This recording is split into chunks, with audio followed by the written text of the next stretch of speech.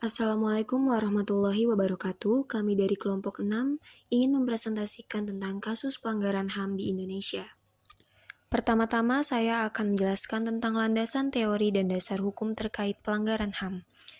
Hak asasi manusia merupakan hak yang dianugerahkan oleh Tuhan Yang Maha Esa semata-mata karena Ia manusia.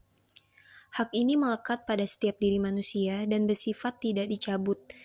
Hak ini bukan merupakan hukum positif atau pemberian masyarakat terhadap satu individu atau dapat dibedakan dengan individu yang lain. Kemudian ada landasan hukum HAM Indonesia.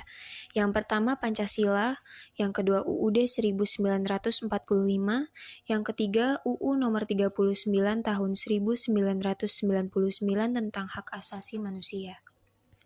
Berikutnya ada beberapa fakta tentang kasus pelanggaran HAM. Yang pertama, pembunuhan massal tahun 1965. Yang kedua, peristiwa Talang Sari Lampung tahun 1989. Yang ketiga, peristiwa penghilangan orang secara paksa tahun 1997 sampai 1998. Yang keempat, peristiwa Rumah Gedong Aceh 1998. Dan yang kelima, tragedi Trisakti Semanggi I dan Semanggi II. Berikut dampak pelanggaran HAM bagi masyarakat. 1. Terdapat pergeseran terhadap budaya nasional dan juga budaya internasional. 2. Terjadinya sebuah kesenjangan sosial yang semakin tajam. 3. Membuat penyampaian aspirasi menjadi sangat berlebihan. 4. Menghilangkan semangat nasionalisme dan juga patriotisme.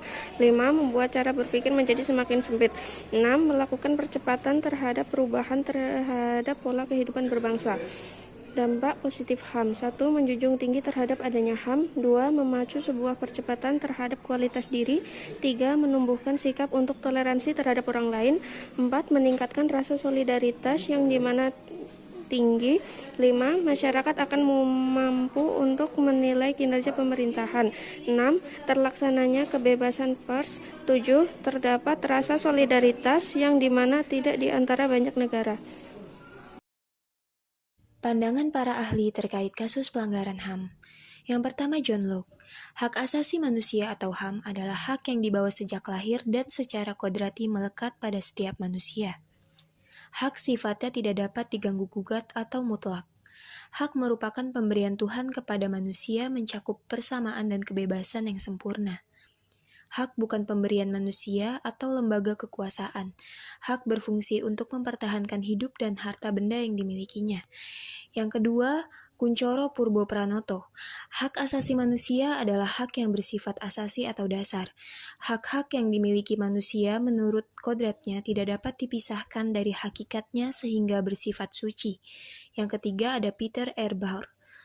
Hak asasi manusia adalah hak dasar yang dimiliki setiap insan untuk mengembangkan dirinya. Hak tersebut bersifat mutlak atau tidak dapat diganggu-gugat. Strategi atau solusi atau cara mengatasi pelanggaran HAM. Yang pertama, penegakan demokrasi dan supremasi hukum. Upaya ini memerlukan pendekatan hukum sekaligus pendekatan dialogis yang bertujuan untuk meningkatkan partisipasi masyarakat dalam pencegahan pelanggaran HAM. Selain itu, para penegak hukum juga harus berperan aktif dalam memberikan pelayanan yang adil bagi masyarakat. Yang kedua, meningkatkan kualitas pelayanan publik untuk mencegah berbagai bentuk pelanggaran HAM. Yang ketiga, meningkatkan pengawasan dari masyarakat dan lembaga politik terhadap upaya penegakan HAM yang dilakukan oleh pemerintah.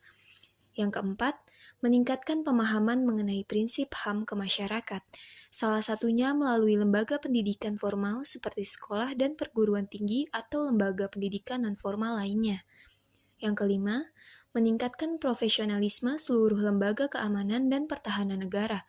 Yang keenam, meningkatkan kerjasama secara harmonis antar kelompok atau golongan masyarakat, sehingga saling menghormati hak, keyakinan, dan pendapat masing-masing.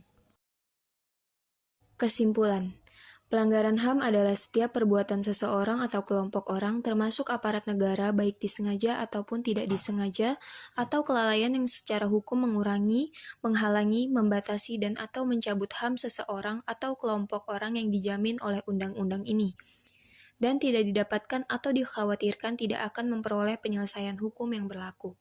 Sekian presentasi dari kelompok kami, kurang lebihnya mohon maaf. Wassalamualaikum warahmatullahi wabarakatuh.